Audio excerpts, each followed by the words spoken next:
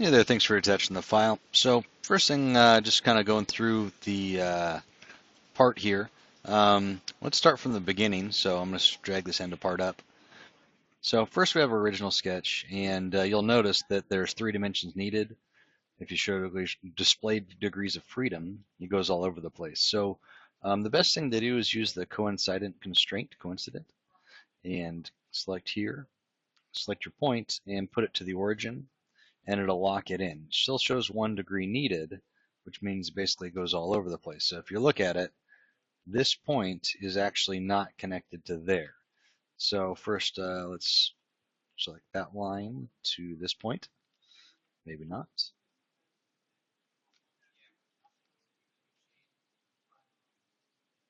There you go. And then do it again to here to there. So what that'll do is it makes it fully constrained. You have this dimension here, which is kind of an odd length dimension because you have these as functions, but maybe you'll have a reason for that. Anyway, so finish our sketch. Drag it down again. You have this line that is a sketch. I don't think that's actually doing anything. So I'm going to delete that. And you get your work plane that's grounded. Looks like you maybe broke some sort of dimension. So there's this sketch, and it looks like you're extruding into the center of it. If you actually go to the sketch, it has 2 dimensions needed, so it can go all over the place. I don't know if you had it dimensioned to here or to here.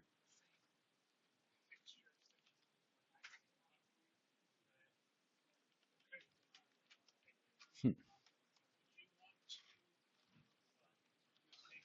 So that's how you have it. So if we do a dimension,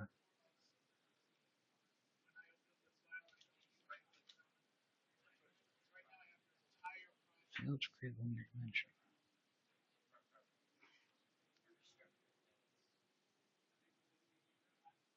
Bottom groove width. Ah, I see why. Okay, so what you have is 2 dimensions that are kind of doing 2 different things.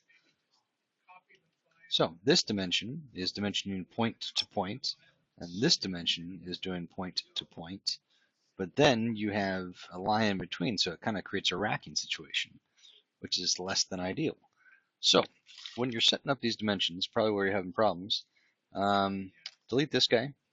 So if we look at this bottom groove width, so I'm going to close that and delete this. So you'll notice that this one kind of goes left and right. So what we'll do is set that one to a horizontal.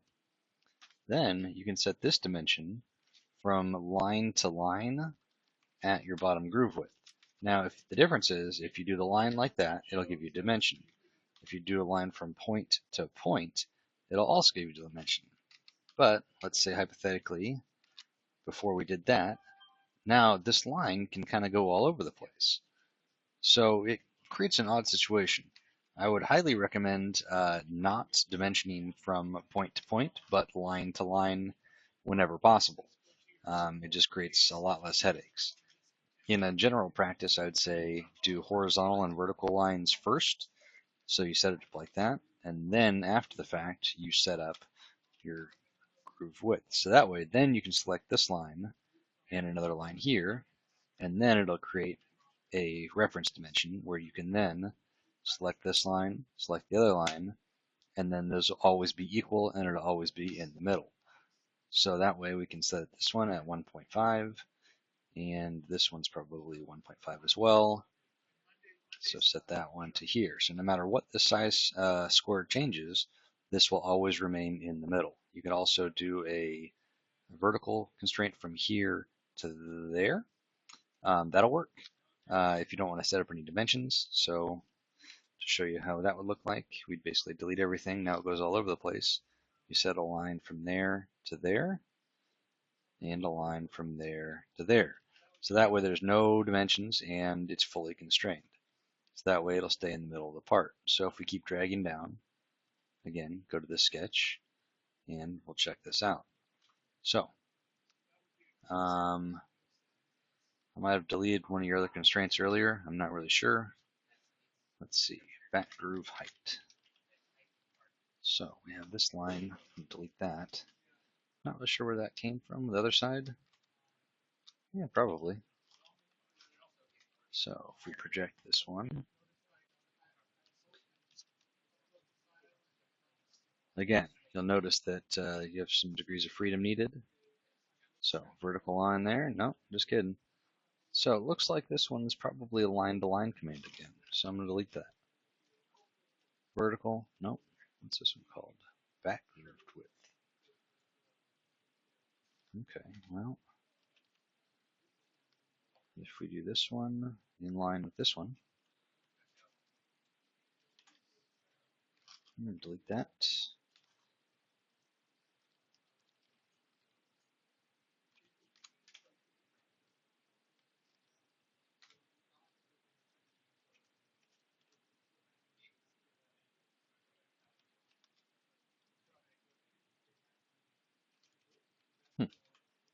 Okay, so and then we can do vertical to there.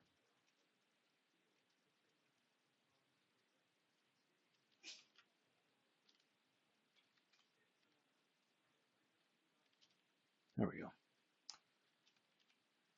So the less dimensions you can actually put in there, the better. It'll kind of work a little bit easier. So if we do float there, now we have another work plane on the top. We do that at 0 degrees, let's think. Sure.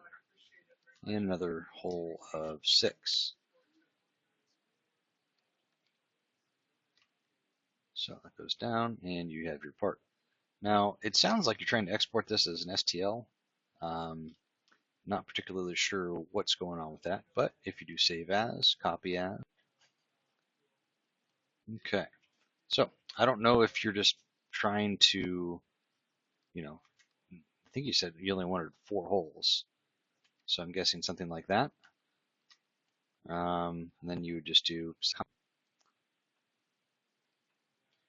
So if I bring both of these into here, it comes in. You just have to save it. So I'm not exactly sure what you're missing out on from doing that. You kind of just have to, tell it what to do, really. And also, you have 18 dimensions needed on this one. So there's a lot of degrees of freedom. Easiest way, line them up like so.